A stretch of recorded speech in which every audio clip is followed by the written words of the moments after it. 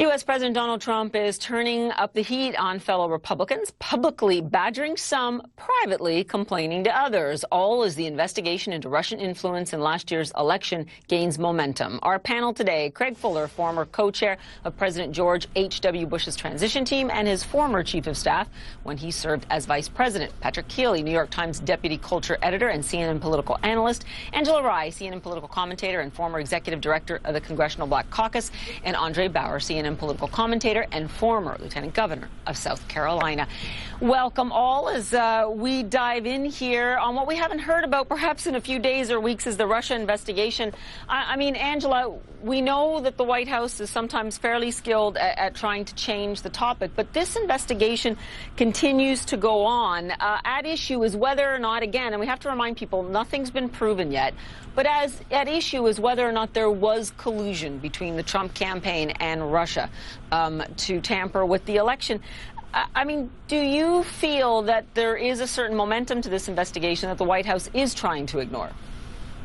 I don't know that there is momentum. I think that, you know, with each passing week, we definitely find out something else that could be at issue, including now the most recent revelation, which, of course, is putting his deputy chief of staff in the crosshairs, not just his son anymore. And we know that there have been former advisors, a former campaign chairman. There are a number of people who have had some type of substantial contact with Russia that continues to demonstrate that there was a real challenge and there may have been collusion with the Russian government to tamper with not only the election but our overall democracy.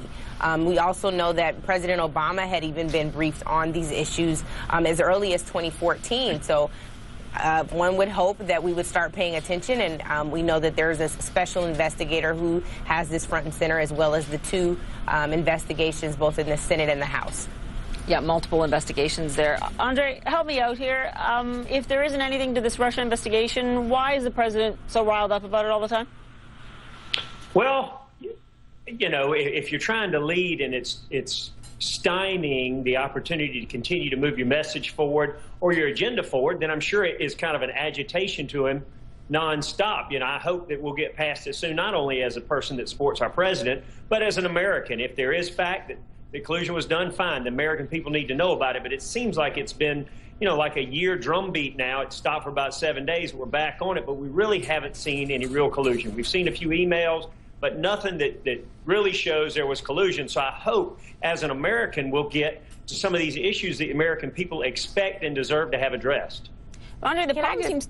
Go ahead. Go ahead. Just really quickly, I just want to make sure that the folks who are watching, particularly those overseas, know this has not been going on for a year. Donald Trump was just elected in January. Of course, the election took place in November. So that's not anything that I've seen in terms of facts. I don't know where Andre got that from, but I'm going to have to disagree. The collusion has been the accusation of collusion with the Russians was going on at least a year ago. The president, the former president, did know about it, and he chose to do nothing. And in fact, when he had meetings with Putin and with other Russian, or with at least other Russian leaders, he had conversations that says, oh, well, as soon as I get elected, I can deal with you as well. And so, of course, we know there were people within this current administration who talked to people within Russia's administration, whether it be lobbyists or other people, because that's what leaders do. To say that there's collusion or any way that it affected the outcome of the election is vastly different than that they had conversations or emails amongst them. Right, but the issue is that the investigation, you know, has to play out, and it doesn't seem like the president wants that to happen. I just want to show you, you know, the GOP. I'm sorry. What I was going to say is, ask me anybody that's being investigated, even if it's frivolous. Angela's a lawyer. She can tell you nobody wants to be investigated, even if there's nothing there, because it's a pain in the tail feather. No, but that doesn't mean that you stomp up and down and complain to it to whoever here. Usually your old lawyers do the talking. Having said that, though, I want to show you the GOPers that are apparently getting an earful from the president saying that, you know, he's not happy about this investigation at all. Craig, as this investigation continues, though, I think what some people are starting to figure out is that it really does trigger a lot of anger and a lot of backlash from the president himself. Does that worry you? And that's regardless of whether or not there's any evidence to prove there was collusion. You know, I think the challenge for the chief of staff and the people around the president has to be to convince him that any time the words Russian investigation pass his lips, it won't do him any good. To talk about this, to make phone calls about this, only puts this issue back in the news. And this investigation is far from over whether anybody did anything wrong or not. It's been clear from the beginning that Russia had a major operation to try to develop relationships inside the Trump campaign and eventually the Trump White House. And it also seems to be the case that people were willing to engage in some kind of dialogue, and then they didn't want to talk about it. Now, whether there's anything legally wrong remains to be seen, but it's going to take time to get there, and to talk about this, for the president to make phone calls, frankly, only casts more questions as to what went on here and why are they so worried about it. Yeah, and Patrick, I have to ask, though, as we continue to talk about the investigation, and we've got at least 3 on the go, do Americans really care? At what point does it start to resonate with Americans, especially Republicans?